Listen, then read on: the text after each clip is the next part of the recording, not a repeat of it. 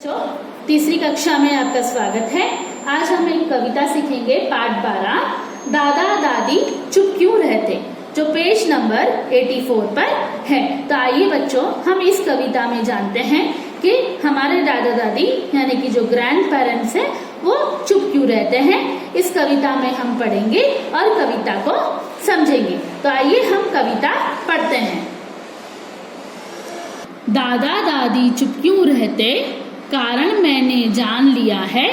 पापा जी दफ्तर जाते हैं और लौटते शाम को, थक जाते हैं इतना झट से पड़ जाते आराम को। इस कविता में एक बच्चा कह रहा है दादा दादी चुप क्यों रहते, इसका कारण मैंने जान लिया है। मतलब वो एक छोटा बच्चा कह रहा है कि मेरे दादा दादी चुप क्यों रहते हैं, इसका रीजन मैंने पता कर लिया है कि पापा जी दफ्तर जाते हैं, मेरे पापा क्या करते हैं, दफ्तर जाते हैं और शाम को थके हारे लौटते हैं। स्वाभाविक है कि ऑफिस जाते हैं तो वहाँ से थके हुए वापस आते हैं और शाम को इतना थक जाते हैं कि आने के साथ वो सोचते हैं कि मैं थोड़ा आराम कर लूं। मम्मी को विद्यालय से ही समय कहाँ मिल पाता है, बहुत पढ़ाना पड़ता उनको, सिर उनका चकराता है। ये छोटा बच्चा कह रहा है पापा ऑफिस से थके आते हैं, मम्मी विद्यालय जाती है यानी कि मम्मी स्कूल में पढ़ाने के लिए जाती है और उनको टाइम ही नहीं मिलता है, बहुत पढ़ाना पड़ता उनको क्या होता है, स्कूल में बहुत ही पढ़ाना होता है और खुद को भी उनको पढ़ाने के लिए प्रिपरेशन यानी कि तैयारी करनी पड़ती है। सिर उनका चकराता है यानी कि उनका सर क्या होता है, दुखता है, चकराता है।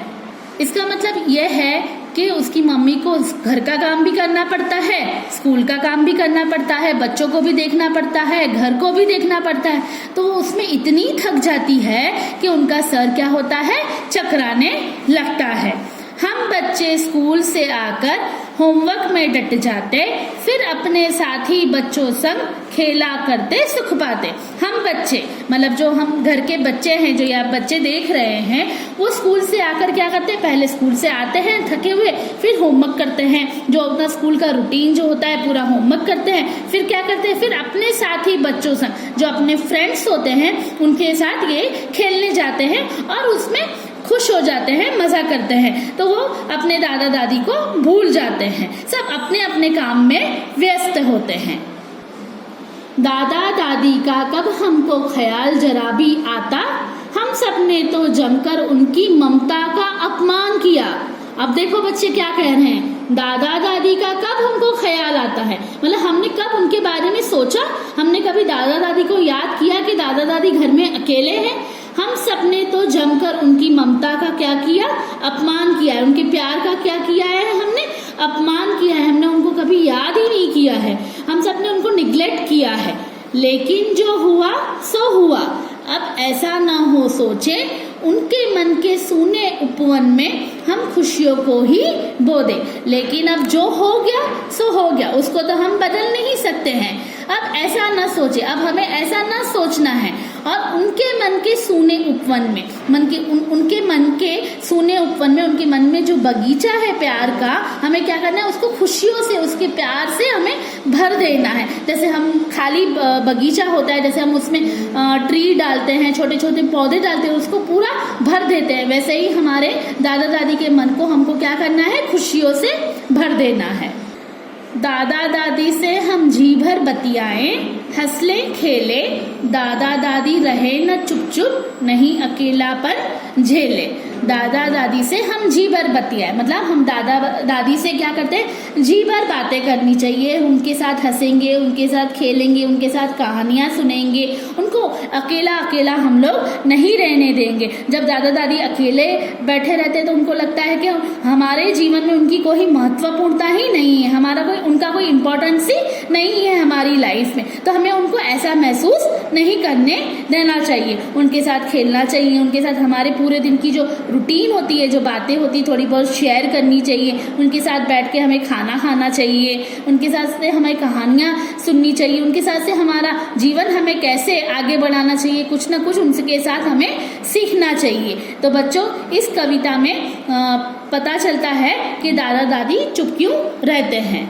तो बच्चों, कहने का तात्पर्य यह है, कहने का मीनिंग ये है कि जैसे पापा ऑफिस चले जाते हैं तो वो थक जाते हैं, मम्मी अपने घर के कामों में और ऑफिस में या स्कूल में इतनी बिजी होती है कि वो घर का काम देखती है, बच्चों को देखती है, घर देखती है, तो वो भी थक जाती है। तो हम बच्चे क्या करते हैं, आप बच्चे क्या करते हो, स्कूल जाते हो, ट्यूशन्स जाते हो, फिर होमवर्क करते हो और अपनी उम्र के मित्रों के साथ, अपने जैसे बच्चों के साथ आप खेलने चले जाते हो। तो अगर मम्मी पापा के पास टाइम नहीं है तो इस बीच में आप लोगों की जिम्मेदारी बनती है कि आप अपने दादा दादी या आप अपने नाना नानी, मतलब हमारे सबके परिवार में दादा दादी और नाना नानी होते हैं। तो आप बच्चों की ये जिम्मेदारी है कि आप अपने समय में से थोड़ा समय निकाल कर अपने दादा दादी या अपने नाना नानी को समय दें, उनके साथ बातचीत करें, उनके साथ खाना खाएं, उनके साथ थोड़ा खेलें, तो उनको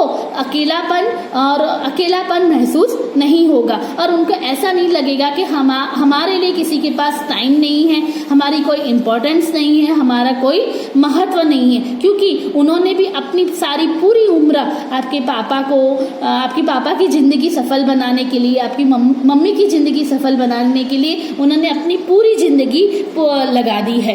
तो आपका ये कर्तव्य बनता है कि आपके दादा दादी और आपके नाना नानी को समय दें, उनके साथ आप खेलें और उनके साथ उनके जीवन के अच्छी बातें आप अपने जीवन में भी लाएं। तो उनको हमें एक इम्पोर्टेंस देना है, एक उनका रिस्पेक्ट करना हमें सीखना है। तो अगर हम ऐसा अपने बड़े बुजुर्ग का आदर सम्मान करेंगे, रिस्पेक्ट करेंगे, तो उनसे हमें क्या होगा, गुड ब्लेसिंग्स मिलेंगी, हमें दुआएं मिलेगी। हमें हमेशा बड़े बुजुर्गों का सम्मान करना चाहिए और सभी के परिवार में बड़े बुजुर्ग होते हैं, तो हमें कभी भी उनको ऐसे नहीं फील करवाना चाहिए कि आप नकारा हो, आप हमारे लिए कुछ काम के नहीं हो, अकेले बैठे रहते हैं, एक रूम में रहते हैं। वैसा हमें नहीं करना चाहिए, क्योंकि बड़े बुजुर्ग का घर में होना और उनकी ब्लेसिंग्स मिलना हमारे लिए बहुत ही एक लकी होते हैं कि जिनके दादा दादी होते हैं, जिनके नाना नानी होते हैं, उनसे हमें क्या होता है, दुआएं मिलती है। तो बच्चों, हमें हमेशा उनका आदर सम्मान